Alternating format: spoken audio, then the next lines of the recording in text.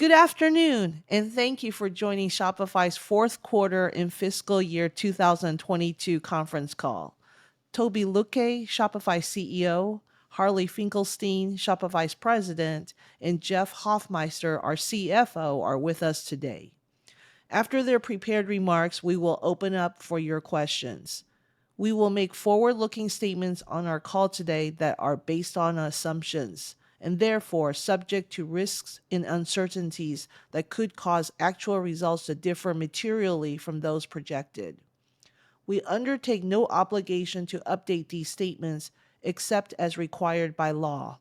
You can read about these assumptions, risks, and uncertainties in our press release this afternoon, as well as in our filings with U.S. and Canadian regulators. We'll also speak to adjusted financial measures, which are non-GAAP and are not a substitute for GAAP financial measures. Reconciliations between the two are in the tables at the end of our press release. And finally, we report in U.S. dollars, so all amounts discussed today are in U.S. dollars unless otherwise indicated. With that, I will turn the call over to Harley. Thanks, Amy, and good afternoon, everyone. 2022 marked another strong year for our merchants and Shopify, a year that reflects the resilience of our business model and commerce operating system. Our revenue grew 21% for the year, reaching $5.6 billion as we added nearly $4 billion to our top line since 2019. The growth rate we saw in 2022 is particularly noteworthy when you realize that this growth was on top of the incredible 57% growth we saw in 2021 and 85% growth in 2020. Against this backdrop, we continue to see data supporting the strength of entrepreneurship and new business starts. According to the U.S. Census Bureau, applications for new businesses have been approximately 5 million a year for 2021 and 2022, which is a step function above the 4 million per year average for the previous 5 years. Shopify's penetration of the U.S. e-commerce market is currently 10%, with this year's GMV surpassing $197 billion, as GMV has grown more than 3 times since 2019. Since our inception, Shopify has powered over $500 billion in global commerce as we increasingly become the platform of choice for brands of all sizes. This past year, our merchants had their most successful Black Friday Cyber Monday selling period ever, generating $7.5 billion in sales over that period, a growth of 21% year over year on a constant currency basis. For that 4-day period, approximately 52 million consumers worldwide purchased from brands powered by Shopify, representing a 12% increase from the same period in 2021. The breadth and velocity of the new products and enhancements to existing products that we shipped in 2022 are truly incredible. I will give you the highlights of the key solutions we released last year before diving into our main investment themes. We launched Shopify Audiences, Shopify Collabs, POS Go, Tap to Pay, integrated Twitter shopping, and YouTube channels, and continue to build out the Shop app so merchants can more easily connect with and build relationships with buyers. We launched Shopify Markets and Markets Pro to lower the barriers for our merchants to sell globally, while also making it easier than ever to start a business internationally with localized subscription pricing now available in approximately 200 countries. And third, we made it easier for businesses worldwide to go from first sale to full scale on Shopify, helping merchants succeed at each stage of their growth journey. We also made fully available to merchants Shopify Functions, Hydrogen, and Oxygen, and expanded our back office merchant solutions to more countries to allow greater customization. And last month, we introduced our large enterprise solution, Commerce Components by Shopify. Also in January, we announced an update to the subscription prices on our basic, Shopify, and advanced plans. The prices that we had been charging for access to the best tools in commerce have largely remained unchanged for the last 12 years. This will enable Shopify's exceptional value to continue as we solve more of the most difficult problems in the industry and empower more people to become entrepreneurs. These new prices went into effect immediately for new merchants and will take effect on April 23rd for existing merchants. In short, in 2023, we will not slow down. We are committed to simplifying commerce even further this year as we innovate and invest to future-proof our merchants' businesses and allow them to extract greater value from Shopify. Let's now talk in greater detail through 3 investment themes that we think about as we help our merchants grow: helping them attract more buyers, going global, and first sale to full scale. I will start with how we help our merchants attract more buyers through more channels. Key to a brand's success is showing up everywhere their customers purchase. From a channel perspective, as customers have moved back to shopping in stores, we've continued to see outsized year-over-year growth in offline GMV, which was up 25% in Q4 and up over 40% on a full year basis. As more retailers seek to modernize their point-of-sale software, our world-class offering continues to gain traction with brands of all sizes. During Q4, Plus merchants accounted for approximately 27% of all point-of-sale pro sales, an increase from 12% from the same period a year ago. Also during the quarter, fast-growing brands including Todd Snyder, Tecovas, and Viore expanded to new retail locations with our point-of-sale pro solution. Additionally, we were thrilled to power the global retail expansion of Culture Kings as the Australian streetwear giant opened a new flagship store in Las Vegas. Focusing in on the point-of-sale product, we continued to increase its scalability. Shopify can now power retailers with up to 1,000 physical locations. We rolled out both Shop Pay and installments to point of sale in limited beta, so in-store buyers at the point of sale can now benefit from the same payment options and payment flexibility that we offer online. Driving greater integration of Shop Pay and point of sale remains a big opportunity for us, and we are excited to scale this more broadly in 2023 and beyond. Point of Sale Go, our first-in-class mobile hardware device, takes the merchant and customer experience to the next level by offering buyers a super smooth and quick checkout. Point of Sale Go, which launched in September, is an all-in-one, fully integrated point-of-sale system, barcode scanner, and card reader that accepts tap, chip, and swipe payments.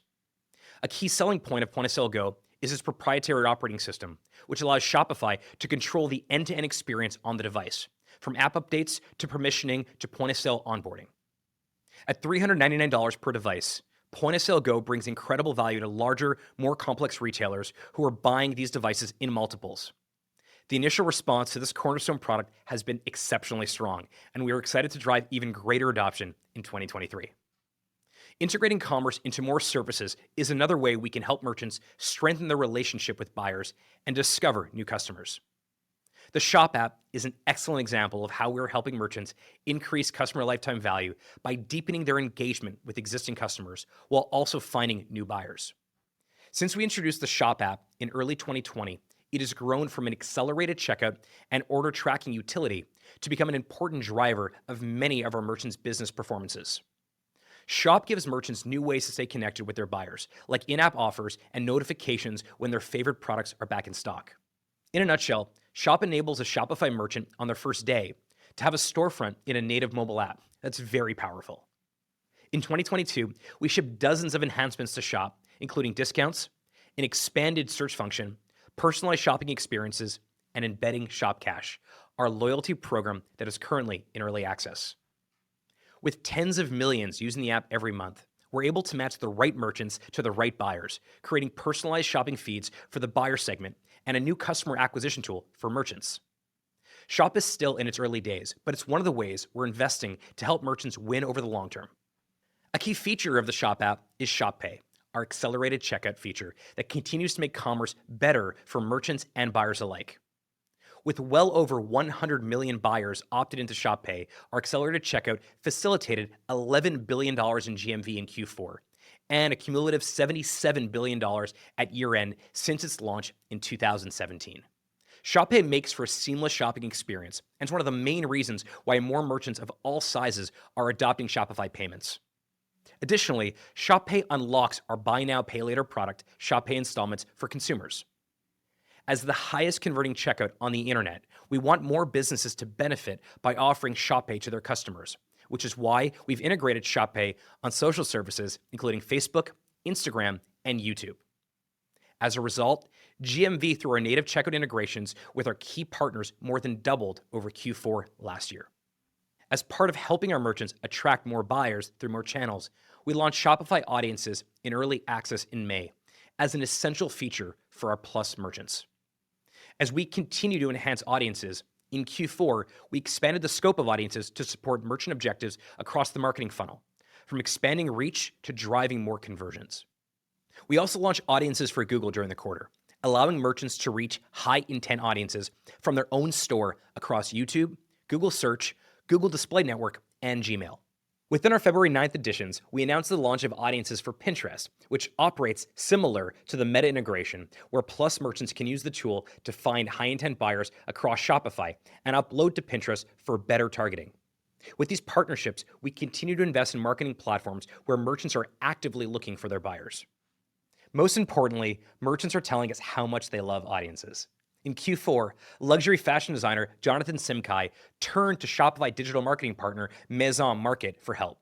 And using Audiences, they achieved a 6.6 times return on ad spend and an over 80% higher conversion rate and over a 50% decline in cost per acquisition. Next is going global. Lowering the barriers to entrepreneurship globally is a massive opportunity for Shopify and for our merchants. At the end of 2022, approximately 45% of our merchants were based outside of North America, making up approximately 27% of our revenue. We expanded our offering in-country with Shopify Payments now available in 22 countries, Shopify Point of Sale in 14 countries, Shopify Shipping in 7 countries, and Shopify Capital in 4 countries. We also rolled out our localized subscription plan pricing to approximately 200 countries and localized billing to make it easier for merchants to start and grow their businesses on Shopify. Looking ahead, we're focused on helping our merchants reach consumers no matter where they're located. We want to make selling internationally on day one as easy as it is to sell locally. In 2022, Shopify enabled approximately $28 billion in cross-border sales, capitalizing on the surge of international interest, with nearly 28% of all traffic to Shopify stores coming from buyers outside of the merchant's home country. Our solutions allow merchants to sell globally and provide a localized experience from a single Shopify store that makes multi-market management easy with a single dashboard that lets brands sell, ship, and scale internationally while keeping the merchant's team and their overhead lean. Our products are built to boost conversion with capabilities like local currency, language translations with the Translate and Adapt app, payment methods, and an import duties calculator. Our latest addition to our Merchants Global Toolkit is Markets Pro, which launched in Q3 in early access and is built on top of the Markets product. The unique difference is that Pro is a fully integrated merchant of record solution and provides a complete end-to-end global commerce solution, whereas Markets allows merchants to selectively choose only those features that suit their needs. Even in early access, we've seen the impact Markets Pro can have, as we've seen evidence of cross-border conversion improving by up to 36%. And we can't wait to bring this tool to even more brands shortly. Third, enabling our merchants to go from first sale to full scale. After our merchants get started and find product market fit with their initial sales, they need the right tools to advance. That's why we continue to enhance and build new tools to simplify and support merchants' journeys for every stage of growth. Our merchants continue to recognize the adaptability and flexibility of our platform, and in 2022, approximately 25% of all Plus editions came from the Plus self-serve upgrade experience. Another example of how we evolve with our merchants is Shopify Capital. Capital has acted as a lifeline for merchants, especially through the pandemic and this tough macro environment, allowing them to conveniently access capital when they need it most. Capital is now available in 4 countries, and our machine learning algorithms to underwrite merchants keeps getting better. In Q4, we advanced nearly $400 million, up 21% from the same period last year, bringing the cumulative amount since we launched Shopify Capital in 2016 to nearly $4.7 billion. More merchants accepted capital in Q4 compared to the same period last year, including a greater number of Plus merchants, and we're seeing incredibly strong renewals from previous borrowers. Speaking of Plus, in Q4, Shopify continued to prove that we are the commerce platform of choice for merchants of all sizes. Giant Tiger, one of Canada's largest retailers, ripped out their entire tech stack and replaced it with Shopify Plus. They needed a commerce platform that would up-level their customer experience and deliver the flexibility their customers needed between both online and the physical store. Our out-of-the-box platform modernized this massive department store. We integrated more than 260 locations across the country with their online store and enabled Giant Tiger to offer buy online, pick up in store to meet the omni-channel expectations of their customers. This is another example of how Shopify is increasingly the go-to platform for department stores and large-scale merchants. The diversity of brands on Shopify Plus continues to expand. Shopify made meaningful headway in the luxury space, welcoming French fashion and perfume house Lanvin to the platform, as well as Italian footwear brand Sergio Rossi and Swiss fashion designer Bali. Consumer favorites, including hockey equipment and skate retailer Bauer Hockey, and home appliance and tool manufacturer Black & Decker, both launched in Q4, as did ButcherBox, which began its migration to Shopify with the launch of their a la carte business. We also continue to increase our geographic footprint in key international markets, launching Italy, Reebok, Superdry, Sony Music Entertainment, Skechers, and additional Nestle brands in new markets in Q4. Not to mention the migration and launch of Mattel's full suite of brands and Supreme, both of which I'll talk about shortly. Shopify continues to be the go-to place for celebrities to launch their unique brands, with our roster continuing to expand. Record producer and rapper Pharrell launched his second brand, Jupiter, on Shopify, which is a global digital-first auction house. Shopify is also the platform of choice for creators, fueling the creator economy with brands like Prime by YouTubers and athletes Logan Paul and KSI launching on Shopify this quarter. We are not only the preferred partner for online, but also offline, with Kim Kardashian hosting her first pop-up in LA for her brand Skin, as well as Eminem's Mom's Spaghetti pop-up store in New York City, both of which were powered by Shopify Point of Sale. We close out 2022 with more merchants growing their businesses on Shopify, and the caliber of brands choosing Shopify is not slowing down. In Q1, we've already welcomed the iconic streetwear brand Supreme to Shopify. Supreme is one of the world's biggest flash sale retailers, hosting more than 50 flash sales each year that are live for no more than a few minutes, which makes Shopify the ideal platform for Supreme to continue growing their business. The tailwinds for brands joining Shopify Plus are only growing as huge businesses choose to go direct to consumer and migrate to Shopify. Already in Q1, Mars, one of the largest CPG companies on the planet with over a century of history, signed a global agreement with Shopify. With over $35 billion in sales, the company is a global business that produces some of the world's most beloved brands. This global agreement will pave the way for more Mars brands to build and scale their businesses on Shopify, and is a positive signal for others in the industry as Mars joins the ranks of other large CPG brands that are already using Shopify, including Heinz and Nestle. Our commitment to making commerce better for businesses of all sizes is only growing. To kick off the year, we made a major announcement that we were launching our enterprise retail solution, Commerce Components by Shopify, or CCS. Commerce Components is a modern composable stack where retailers can choose the Shopify components they want, integrate with their existing systems, and create incredible customer experiences. One of the first brands deploying CCS is the toy and entertainment industry leader, Mattel. Mattel is a merchant with over 400 brands in their portfolio they will be bringing to Shopify, a testament to the durability and scale of our commerce platform. Mattel needed an enterprise partner that could deliver incredible speed, endless flexibility, and the ability to pick and choose the parts of Shopify infrastructure they needed, as well as execute its flash sale model. While it's still early days, extending our reach into the enterprise will be a key investment focus in 2023. As part of our enterprise strategy in 2022, Shopify signed business partnership agreements with Accenture, Deloitte, Ernst & Young, and KPMG to enable greater opportunities for larger brands to adopt Shopify. And last month, we formed an alliance with IBM Consulting. We consider it a great testimony to the power of Shopify that such a premier group of system integrators are so quickly building teams to help enable Shopify for large enterprises. These systems integrators will be a critical element in helping us reach more enterprises, and in a way which is an extension of our core customer acquisition efforts. Also in Q4, we launched Shopify Tax, a new product offered to US-based merchants that takes the stress out of sales by simplifying tax compliance. Early data shows that merchant adoption has ramped quickly, speaking to the trust that merchants have in Shopify. As we work to solve their toughest problems, our merchants are eager to utilize more of our products. Turning now to Shop Promise and Shopify Fulfillment Network. Merchants repeatedly tell us that providing greater visibility and confidence in delivery dates can help improve their store conversion. This is why we launched Shop Promise in 2022, a consumer-facing badge that provides reliable and accurate delivery dates across the merchant's online store, checkout, and on the Shop app. Shopify looks at merchants' shipping performance to identify which brands consistently ship reliably to determine their eligibility for the program.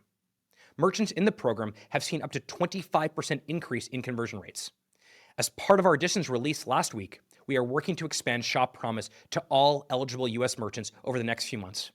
With Shopify Fulfillment Network, merchants have access to Shop Promise by default. Over the past 6 months, We have made significant strides in integrating Deliver into SFN. We're creating one unified network that enables data-driven inventory distribution and access to our logistics services. Compared to Q4 of 2021, we've seen a 40% increase in orders per merchant, while Deliver has achieved over 50% growth in units fulfilled and more than doubled its services outside of fulfillment, services like freight, B2B, parcels, and returns. In 2023, we will continue to integrate SFN with deliberation and discipline. The team plans to broaden our logistics offering, optimize our network performance, and deliver an enhanced fulfillment experience for merchants. I know I've covered a lot, and that's because we've accomplished a lot due to the hard work of our exceptional team. Millions of merchants around the world recognize and value the rich set of mission-critical solutions that we provide. Shopify's commerce operating system is the backbone powering brands all over the world. Since the very beginning, we have been merchant-obsessed and have had their backs when often no one else did. Our merchants' testimonials speak for themselves: simplicity, reliability, speed, and security. And the list goes on. We've earned our merchants' trust over the years, and it is that trust that supercharges our mission to continue to make commerce better for everyone. And with that, let me turn the call over to Jeff. Thanks, Harley. As this is my first official earnings call, let me start by mentioning how excited I am to be part of Shopify. It's an incredible collection of talent, and I look forward to helping this team capture the opportunity in front of us. Let's now talk about how Black Friday, Cyber Monday, and all the great product introductions and developments that Harley mentioned translated into a strong Q4 for our merchants and therefore Shopify. Our merchants' GMV in Q4 grew to $61 billion, up 13% year over year, or 17% on a constant currency basis, outpacing overall U.S. retail growth of 6%. Our strong Black Friday, Cyber Monday was a key driver of this Q4 GMV outperformance. We saw strong growth in GMV in both our online and offline businesses. Revenue for the fourth quarter grew to $1.7 billion, 26% year over year growth, or 28% in constant currency, which represents the highest growth rate of any quarter in 2022. Driving this performance was strong merchant solutions growth on the back of robust GMV growth. Moving now to our merchant solutions business. During the fourth quarter, merchant solutions revenue was $1.3 billion, increasing 30% year over year, or 32% on a constant currency basis. Our growth in the quarter was primarily due to the increase in GMV, a higher penetration of Shopify Payments, and the contribution from Deliver. $34.2 billion of GMV was processed on Shopify Payments in Q4, 23% higher than in the fourth quarter of 2021. The penetration rate of Shopify Payments as a percentage of GMV was 56% for the quarter versus 51% in Q4 of the prior year, and up 210 basis points quarter over quarter. Several items drove our gross payments volume for the quarter, particularly strong performance by those merchants on Shopify Payments, an increasing percentage of which are Shopify Plus, new merchant adoption across the globe, expanded penetration in Shop Pay, and the increased footprint of our point-of-sale hardware in brick and mortar stores. Subscription solutions revenue was $400 million, up 14% over Q4 of 2021, driven primarily by an increase in the number of Plus subscriptions, higher variable platform fees from Plus merchants, and the higher revenue shares from ecosystem app developers. Our total attach rate, which is defined as revenue divided by GMV, represents a key gauge of our ability to drive greater value for our merchants. Our total attach rate has grown to 2.85% in Q4 of 2022, up from 2.55% in Q4 of a year ago. Monthly recurring revenue, or MRR, exceeded $109 million, up 7% year over year. Strong gains in MRR from Shopify Plus and Shopify Point of Sale offset the near-term deferral in MRR from new entrepreneurs participating in our trials. During Q4, we also saw an increase in standard merchant MRR as a significant portion of merchants bypassed the paid trial status and converted directly to full price status. Contribution from our Plus merchants to total MRR increased year over year to 33%, from 29% in Q4 of 2021, as larger volume brands joined the platform and thousands of additional retail locations began using Point of Sale Pro.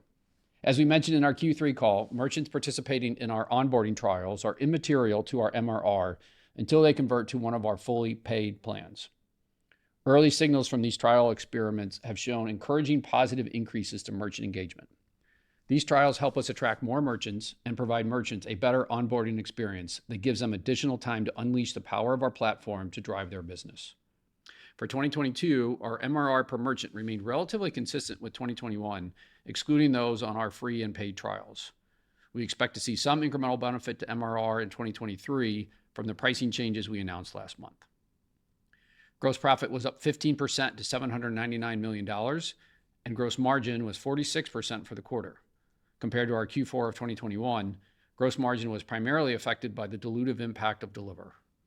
Gross margin for Q4 2022 was also impacted by greater revenue contribution from lower margin Shopify payments, as well as pressure within Shopify payments due to Plus, and a shift to greater credit card usage versus debit cards. Operating expenses were $987 million for the quarter, which includes a real estate impairment charge of $84 million. The increase year over year is primarily due to the incremental headcount from Deliver and the implementation of our new compensation system. Of note, when you compare the operating expenses of Q3 and Q4 and remove the one-time items that impacted both periods, we were able to keep our operating expense dollars relatively flat and still deliver strong revenue growth quarter over quarter. A key driver of our stabilizing OpEx for the quarter was a decline in headcount from Q3 to Q4. We also have several other key initiatives already in process in order to help us manage operating expenses, including greater focus on our cloud infrastructure spend, heightened scrutiny of the performance of our marketing programs and their associated payback periods, and in general, an increased emphasis on better leveraging technology internally to automate previously manual processes, and thereby improve the speed, accuracy, and efficiency of delivering great products and solutions for our merchants. These operational improvements serve as a good indicator of our commitment to make Shopify nimble, lean, and highly adaptable, goals that will persist for us well into the future and are not short-term cost fixes.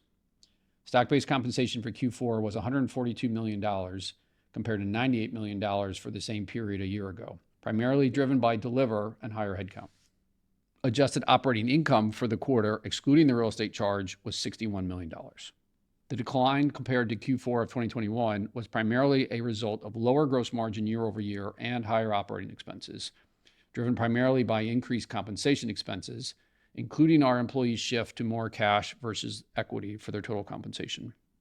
For the quarter, we delivered cash flow from operations of $97 million and cash flow from operations minus CapEx of approximately $90 million, as we held CapEx in Q4 to less than $8 million.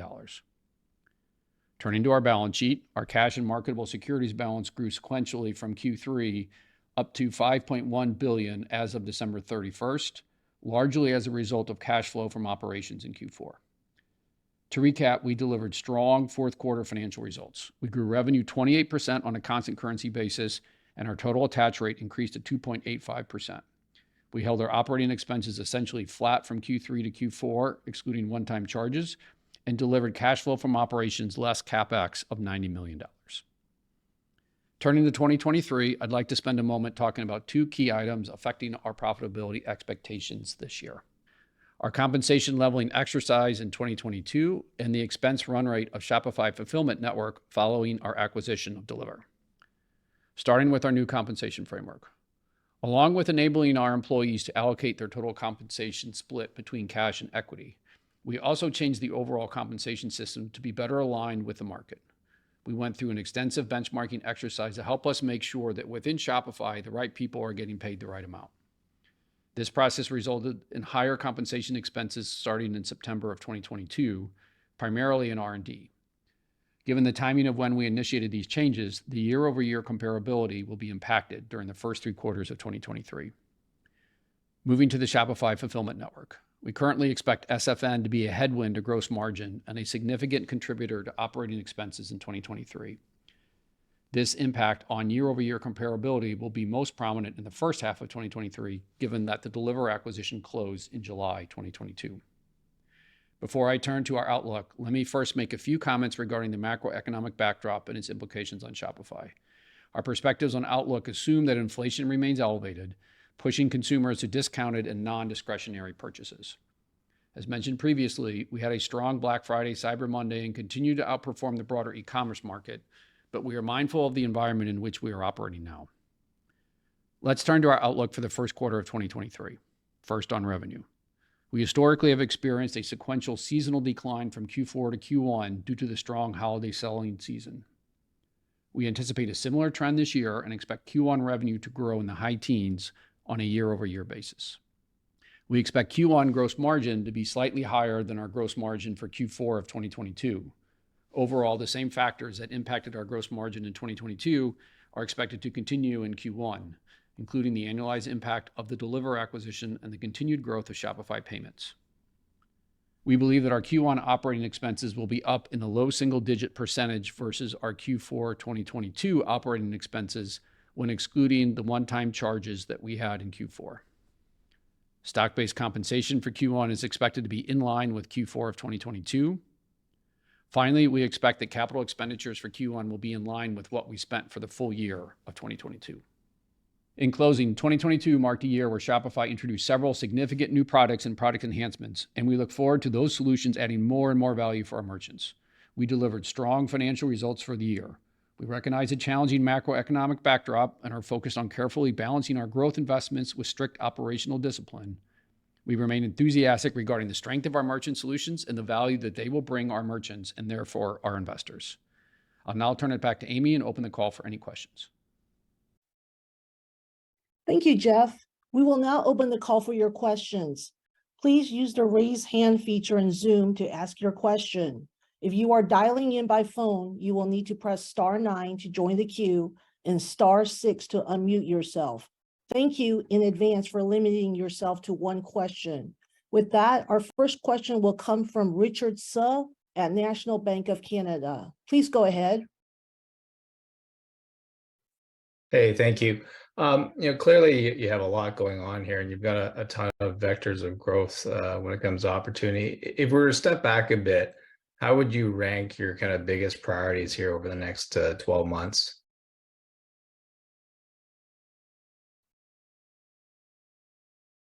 Yeah, hey, Richard, I'm going to take this question. I mean, the priorities are, I think these are the times where you as a business learn a lot. I've talked in previous calls about the tightened feedback loop. We just went through our recent editions release, as Harley mentioned, where we showed that we are increasing pace of shipping. We are going deeper in the product areas that we have that Shopify is known for, and really bring focus and deepening the quality of the developer platform, and to especially address the needs of the larger merchants, and our recent move into commerce components is a result of this as well. From a company, I mean, here's Shopify is one thing I like to remind people of as internally usually is that even before Shopify ended up being a venture-backed company, Shopify was a profitable business, and you've been profitable many times, and it is very normal for us to be well operationally managed and look at cash flow and operational efficiency and these kind of things. I think these are times are very useful to get back to that and really deepen our efficiency of the business. So what another priority is, specifically through the tail end of the boom times of the last decade,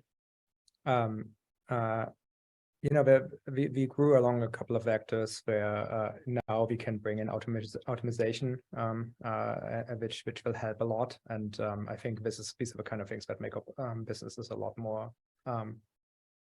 set them up well for the next time we get into boom times, whenever that might be. So those are the priorities: deepening product into commerce, really finishing a lot of great projects that we started, and building the best possible company in this space. Thank you. Our next question will now come from Bhavin Shah at Deutsche Bank. Please go ahead with your question. Great. Thanks for taking my question. Just kind of focusing on the enterprise opportunity, either Harley or Jeff or Toby, can you just maybe elaborate on what type of merchants you see best entering the Shopify ecosystem from commerce components? And then how should we think about the monetization opportunity for these type of merchants? How does it differ from traditional Shopify Plus? Hey, it's Harley. I'll take that question. Look, the cool part about commerce components is that it effectively uses all the things that we've perfected over the last 2 decades, things like checkout, for example, which currently powers something in the neighborhood of like 10% of all e-commerce in the US.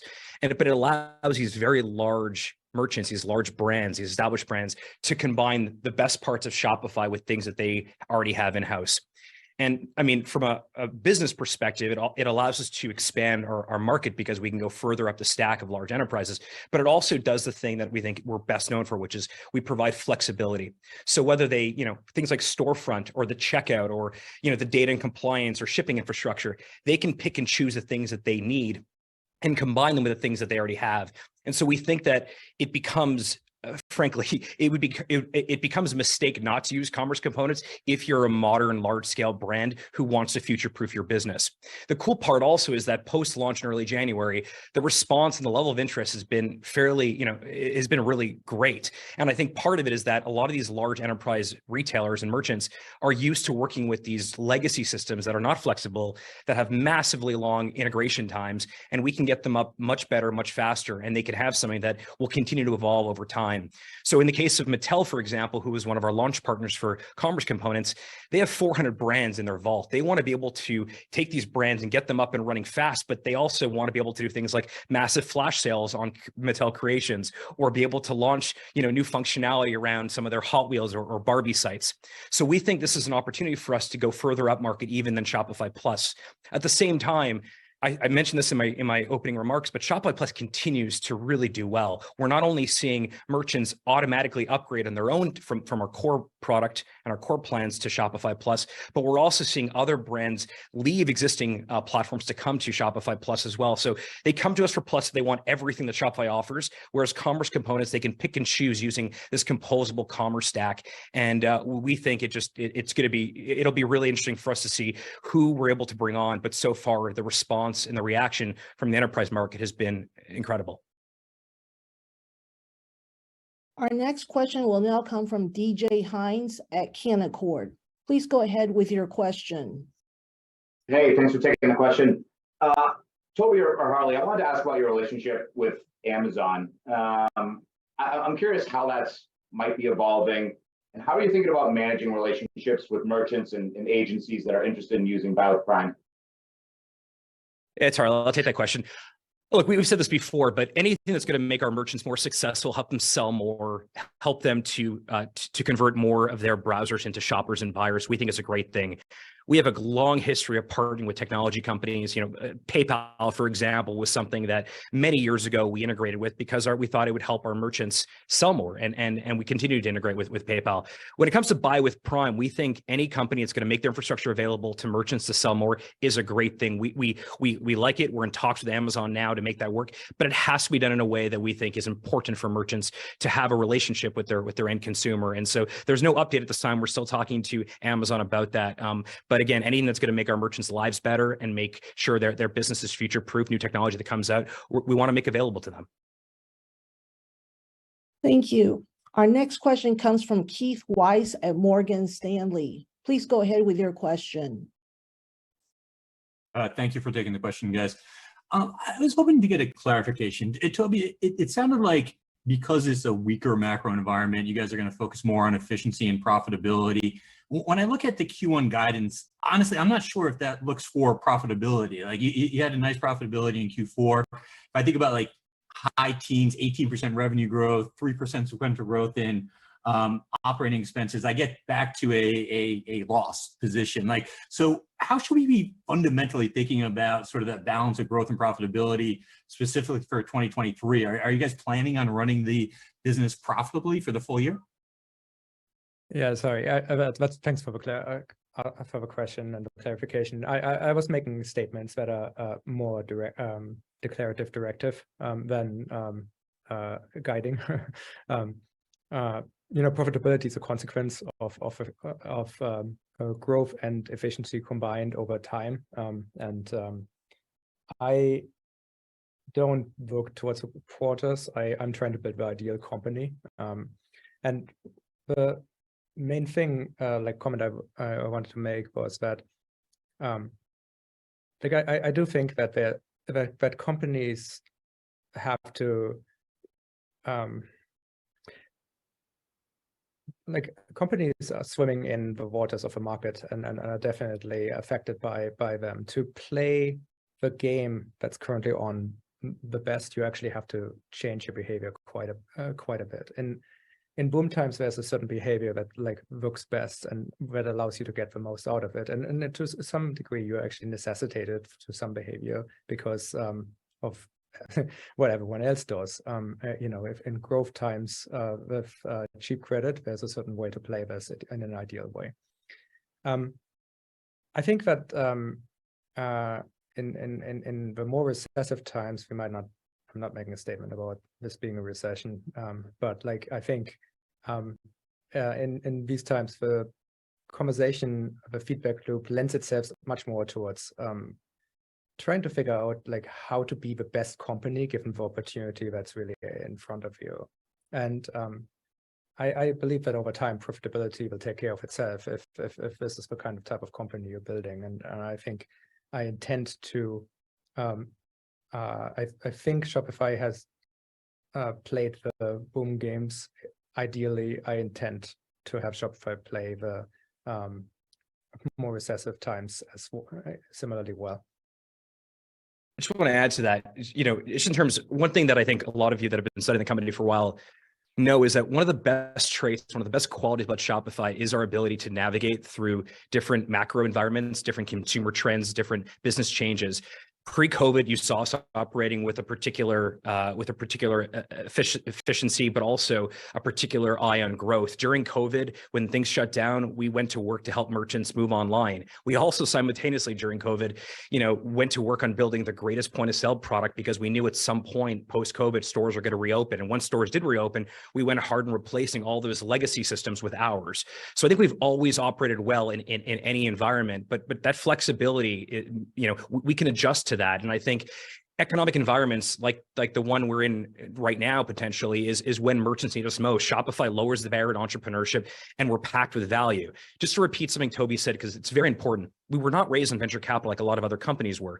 If you look at our 7 years since IPO, we were profitable 5 out of the 7, and we like being profitable, and we're going to work towards that. We were cash flow positive in Q4. We were AOI positive in Q4, which was the highest AOI quarter of the year. And we're going to continue to push towards greater efficiency and be mindful of CapEx. That's just the way we operate. We are incredibly resilient as a business and as a company, and we'll continue to do that. Our next question will come from Todd Coupland at CIBC. Please go ahead with your question. Great. Can you hear me okay? Yes. Yeah, great. Good evening, everyone. I wanted to ask about the impact of the price increase of your plans.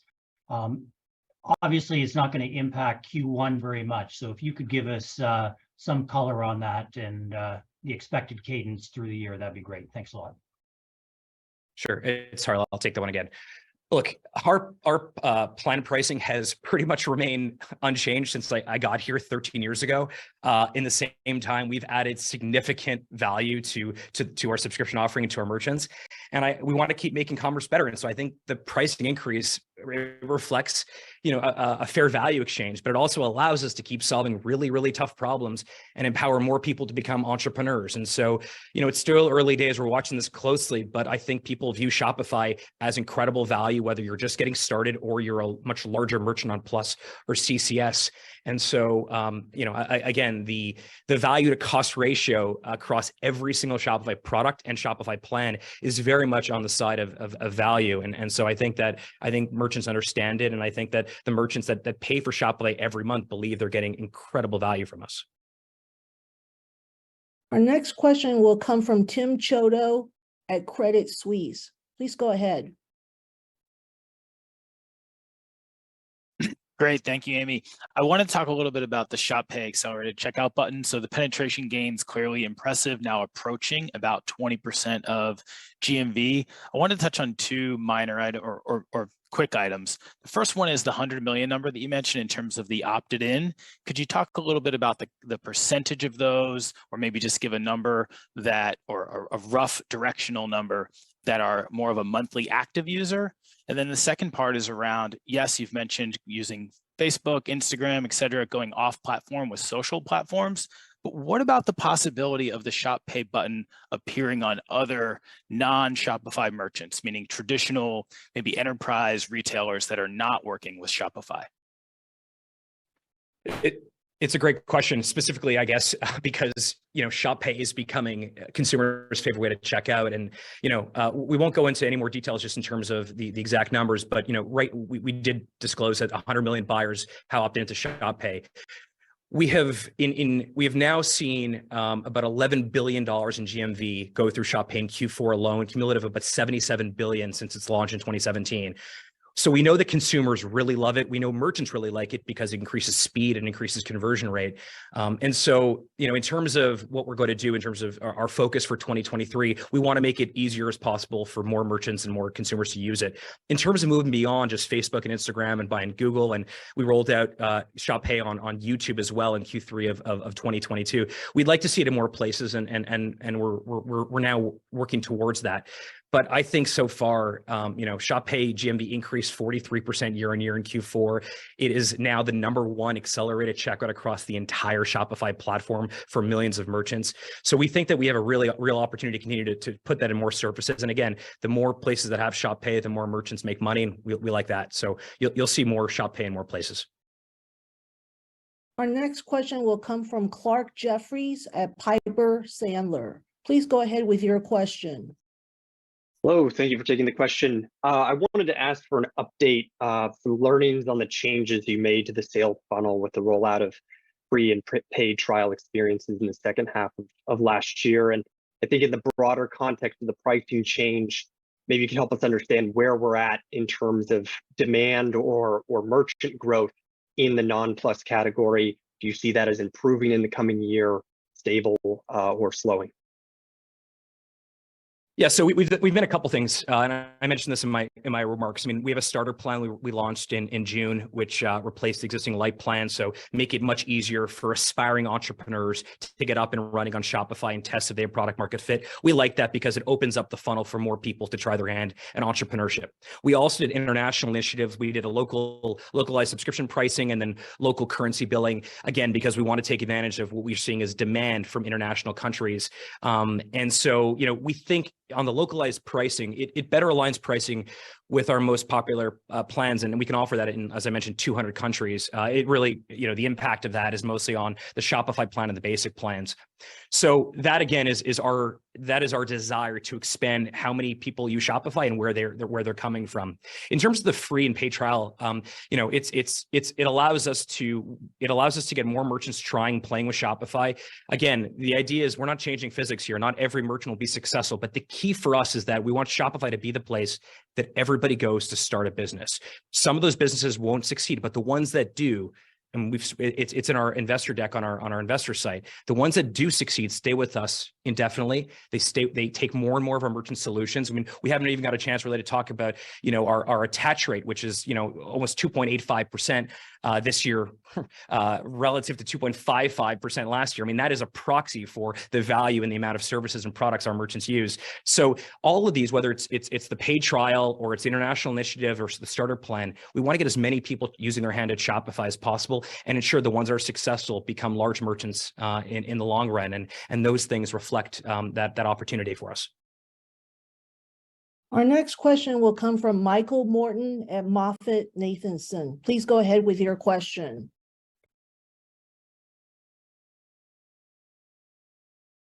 Hello, thank you for the question.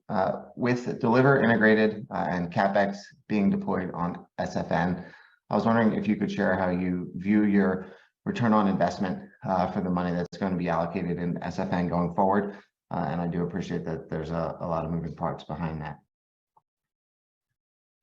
Yeah, thanks a lot. This is Jeff. Let me tackle that one. So we are, in terms of backdrop and where we are on the integration of Deliver, as you know, this was completed in July. So we're roughly 6 months into this. And from a CapEx perspective, as we mentioned, it was $8 million that we spent in Q4. We want to make sure that we get the Deliver integration fully done before obviously we ramp up CapEx on that. But we are being really, really mindful. I think we've learned some with the management team of Deliver, the technology of Deliver, the business plan of Deliver. We've been able to do some really interesting things and do some things in a way which I think is much more CapEx light than maybe originally anticipated. And that has to do with, I mean, Harley's talked a lot in the past around the number of SKUs that we need to manage versus someone like Amazon. It's a very, very different business model. And that allows us to be more thoughtful in terms of how we leverage partners. And so I think not only the business model, but also the way we leverage partners is going to allow us to do some things which is pretty interesting in terms of how we think about Deliver. And this is not even to mention the software which Deliver brought to us, which is also proving to be a real differentiator. Our next question will come from Andrew Bausch at SMBC Nikko. Please go ahead with your question. Hey guys, thank you for taking the question.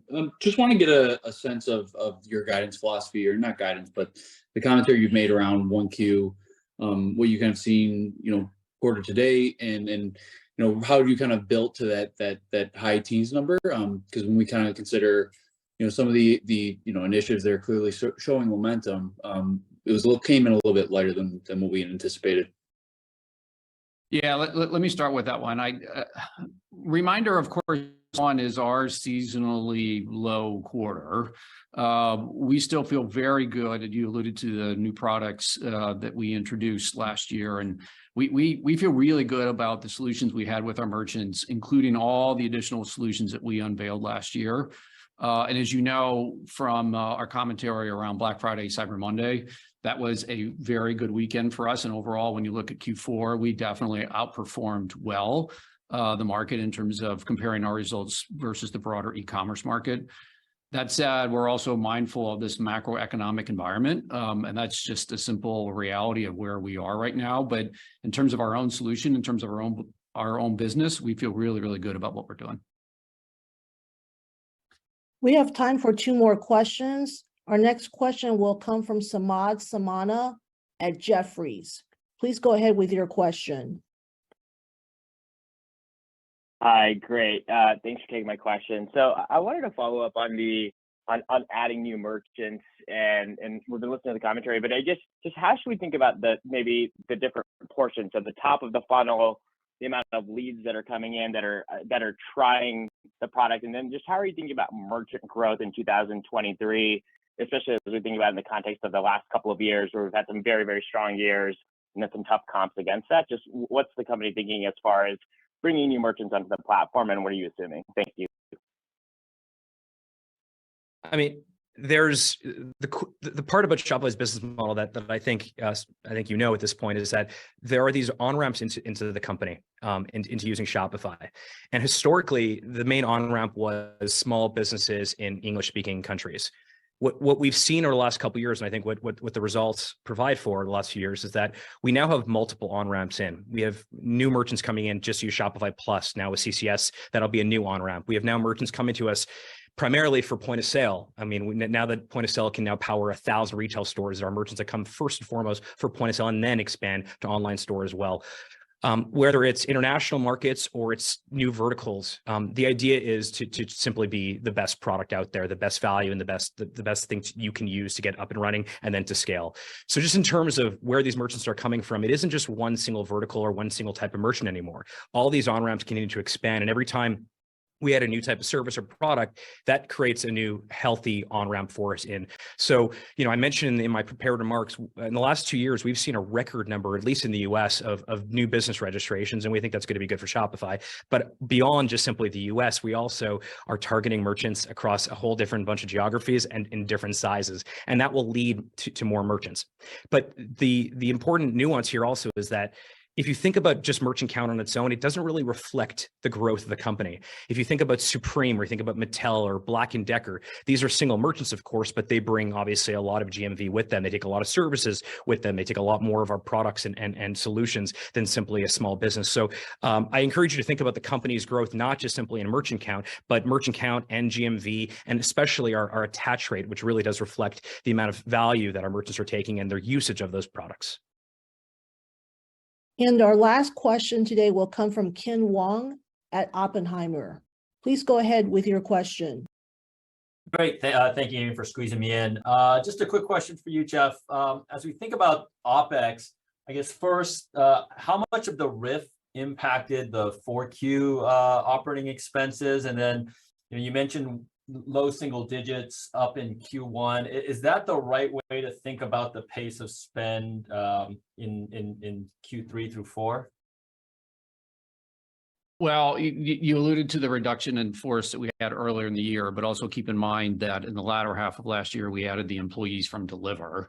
For me, when you think about putting it in context, the operating expenses, we mentioned in the prepared remarks that Q4 versus Q3, when you look at it, was essentially flat. When you pull out the one-time charges related to real estate and the legal and the severance, it grew barely from Q3 to Q4. And as we talked about in the guidance, it grew we anticipated growth just a little bit from Q4 to Q1. And so from our vantage point, and this is on top of, obviously, we delivered very strong growth, and Harley alluded to this earlier. We delivered very strong growth in Q4. And we obviously see growth in Q1 on a revenue basis as well. So you'll have 2 successive quarters where you're growing the top line and keeping operating expenses essentially in line. So we're trying to be very mindful of what we're doing, to some of the comments that we've all made on this call. But that being said, we're going to continue to invest where we should, but we're being careful on OpEx. Thank you to all of you who have joined us this evening and for your questions. This now concludes our conference call for the fourth quarter and fiscal year of 2022. Thank you and goodbye.